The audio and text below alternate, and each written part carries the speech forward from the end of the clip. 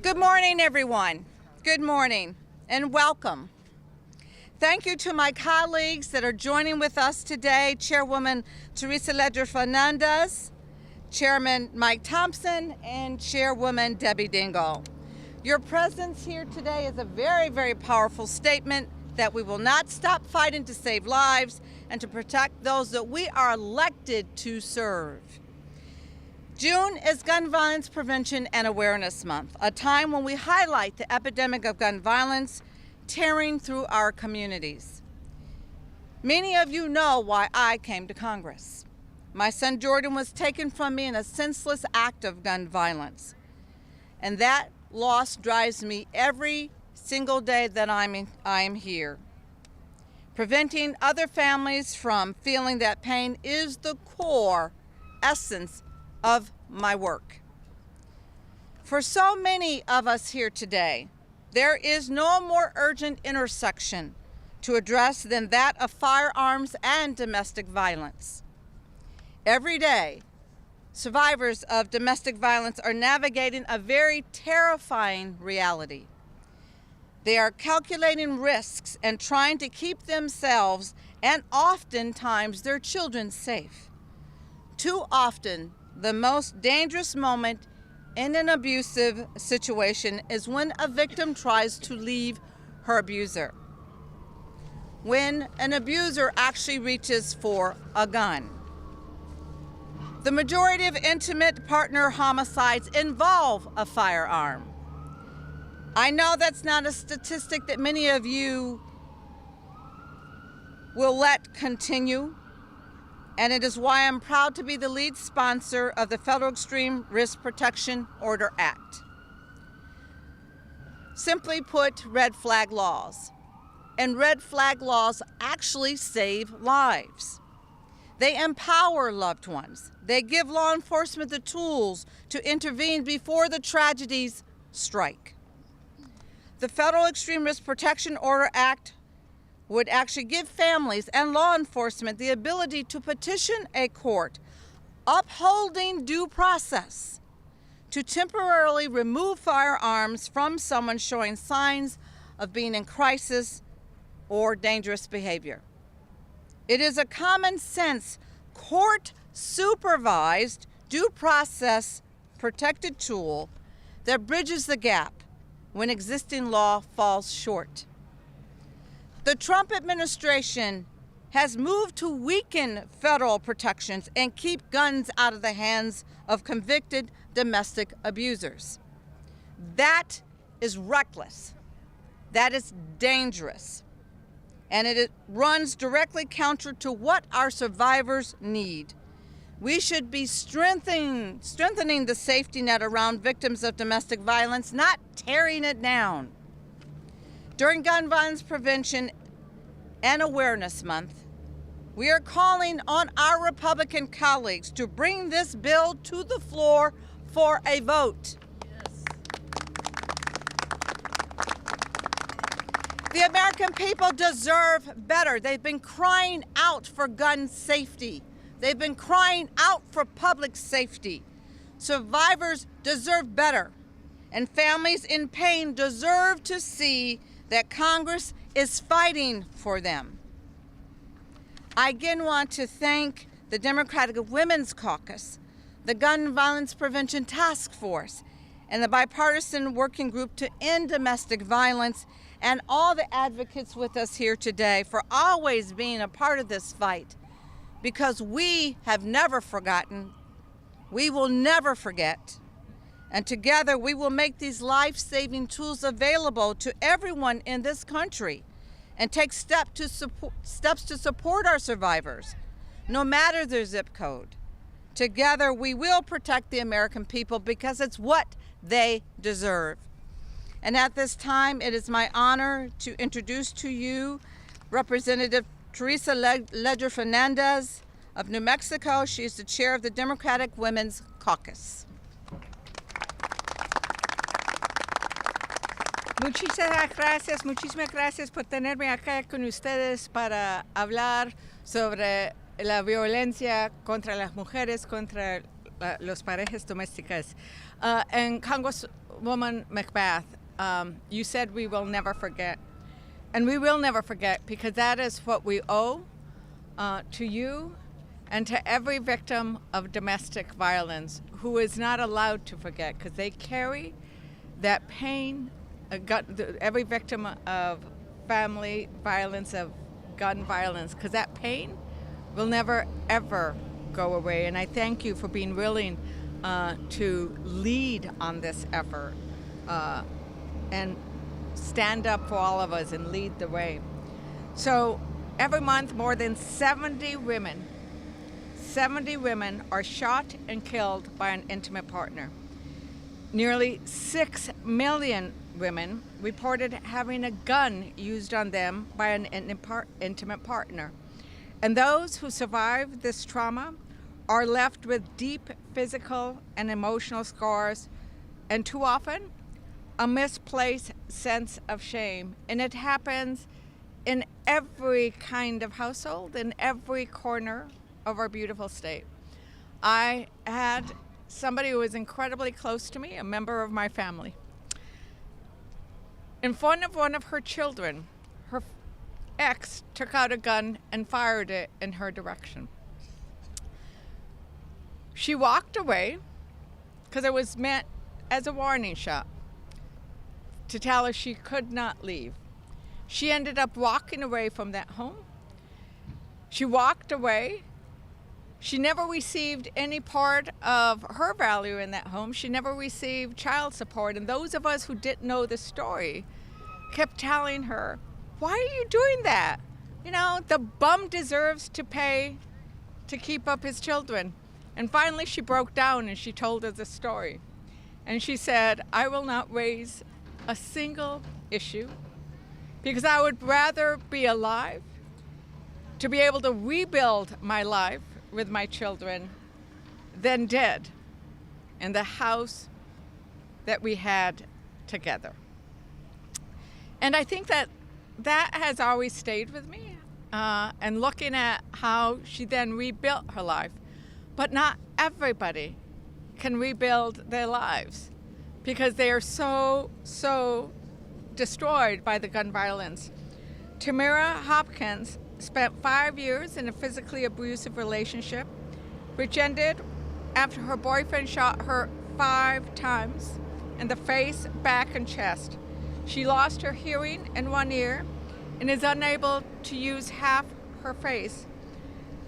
She was afraid to report the violence, too ashamed to ask for help, an automatic response that had developed when she was just 16 years old. So these are just one of the 2 stories that we know are regenerated every day in America. And so that's why we are calling on the Republican leadership of the House to bring this bipartisan legislation to the floor, because it could pass. It could pass. In New Mexico, we are seeing full-page ads right now in our newspapers. We're seeing the pop-up ads urging people to help the people they love give up their guns, have protective orders. I mean, there are small steps that we can make everywhere, but we need to make sure that the incubator that's working in some of the states is available to every household, to every woman across every corner of our state. And that's why I am proud, and the DWC is proud to endorse key legislation like this one. Both Representative McBath's Assault Weapons Ban Act and Representative Dingell's Strengthen Protections for Survivors of Domestic Violence, Stalking, and Dating Violence Act. Let's start protecting everybody in our communities. And with that, I would like to recognize another champion on this issue, the chair of the Gun Violence Prevention Task Force, Representative Mike Thompson from California's 4th District. Thank you very much. I'm proud to be with these 3 champions of gun violence prevention. And I just want to say, I'm here because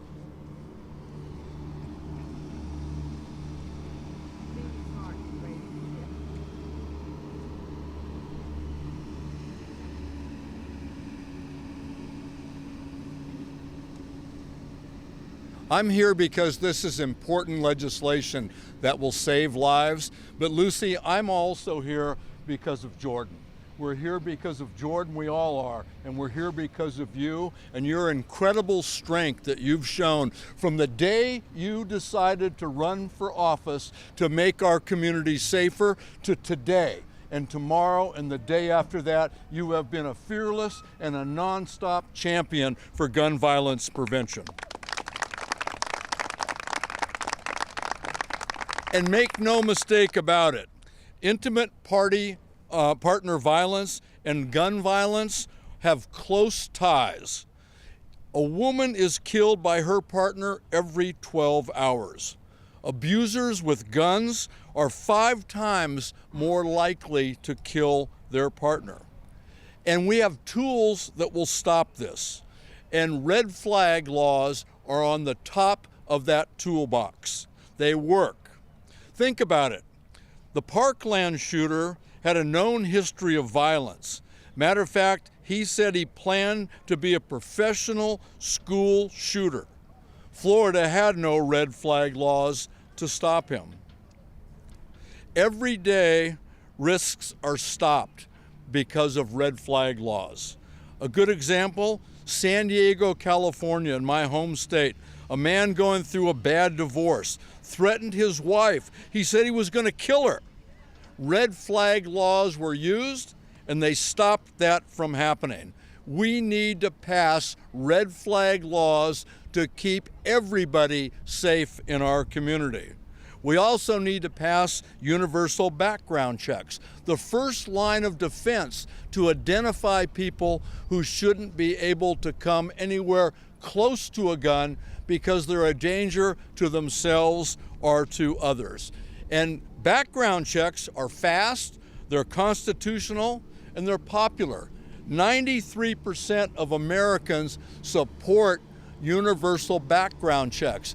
There is nothing that is that popular. The only place it's political is right here in this building behind us. We could pass those 2 laws and we could protect a lot of people. So I'm proud to be here today to say, Republican colleagues, bring the red flag bill up for a vote. It will pass.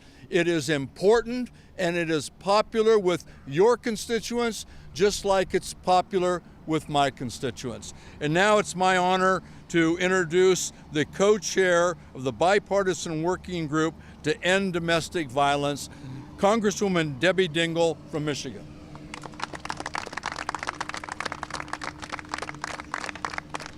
So good morning, everybody.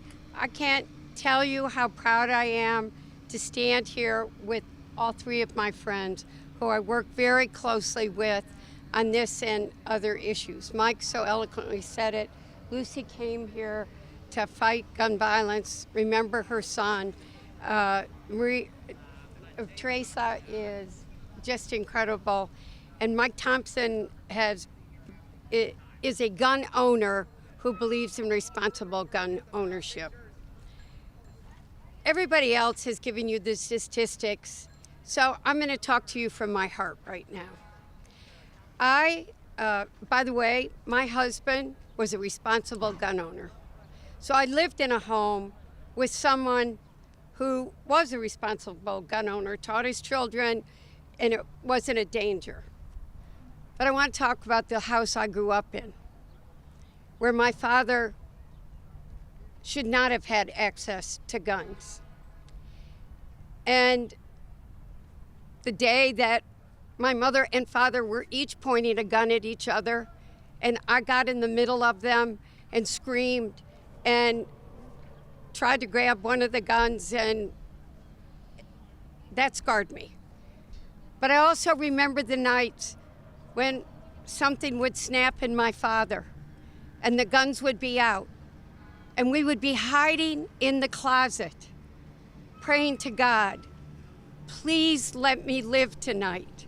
Please don't let my brothers and sisters die. And while it wasn't that long ago, when you called the police, it does happen, as Teresa said, in every kind of household.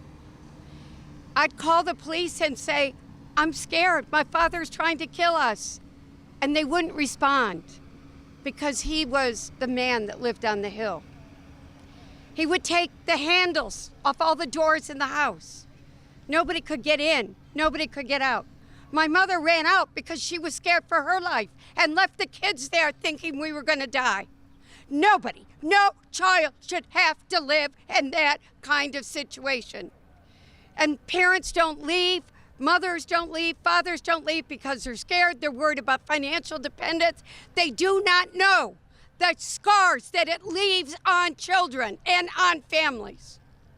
For years, married to a responsible gun owner, Mike was his good friend, I would say, what can we do? You should have a gun, but my father shouldn't go near one. And you have to think it through. In those days, nobody even, you talked about red, I'm not that old, okay? I'm seasoned. Red flags have only come about. I would talk to police chiefs and say, what do you do? And the red flag laws have come into being. I have a bill that's now, it's not my bill, but the concept of it sitting at the Supreme Court. So that when somebody has been convicted, due process is there of domestic violence with a gun, they should have access to a gun. As Mike Thompson said, it's 5 times more likely there will be violence when there is a gun in the situation. Red flags is something that works. I've talked to so many police chiefs, I can't tell you how many nights I've sat with a woman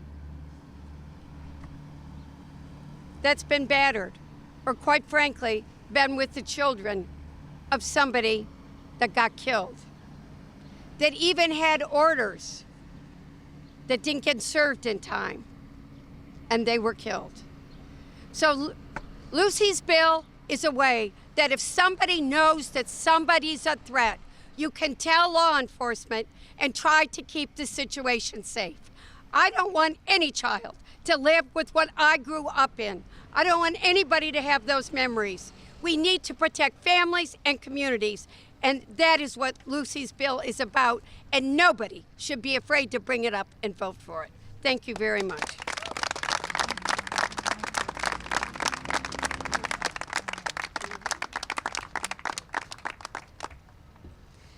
Well, I want to thank Representative Dingell for her impassioned plea, and as a survivor of domestic violence, the stories are what truly matter. The stories make the difference. The stories of those that have been traumatized or hurt or maimed or murdered, that's what makes the difference. And that is the reason why I'm so grateful for those advocates and those champions that are standing here with me, for my colleagues that fight every single day on these issues, because it truly matters. The people that we're losing, they are not numbers, they are not statistics, they are real life human beings having traumatic, devastating experiences. And as I said when I came to Washington, I am going to be that nasty little fly, and my colleagues as well. We will continue to fly around, and we will continue to harass and harangue people until they are willing to do the right thing and make sure that we are representing the interest in public safety for every constituent that sent us here to represent them and to keep them safe. At this time, we are opening for any questions. I'm sure all of my colleagues that are here are willing to answer any questions that you might have. Yes, Tia.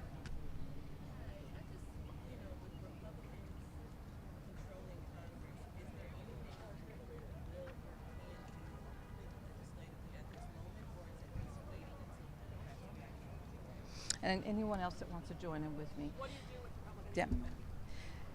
Absolutely, we're in the minority right now, but that doesn't mean that we are not fighting.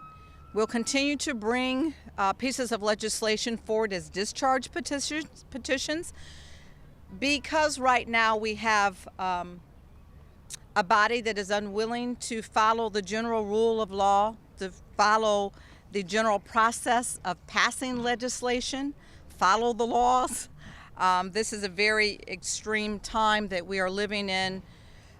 We are having to resort to things such as discharge petitions to actually force these bills to the floor for a vote.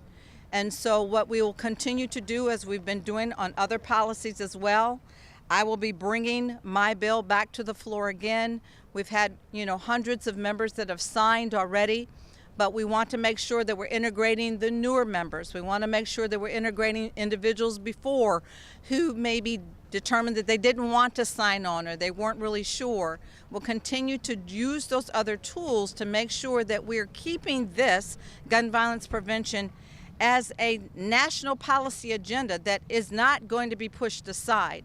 We know what is happening in the country. We know that we're in a crisis. We know that affordability is the crisis, health care, access. We know what is happening in the United States of America. But every single day, people continue to die unnecessarily. Every single day, we have a tragedy. Every single day, there is everyday gun violence that happens. And this body has not forgotten. And this body will continue to champion forward pieces of legislation, because it's not only just my bill. It is all the pieces of legislation that my colleagues have put forward comprehensively to make sure that we organically are keeping the public safe. We'll continue to put those pieces forward and use the tools that are made available to us. Any more questions? Okay, thank you. Good job. Thank you.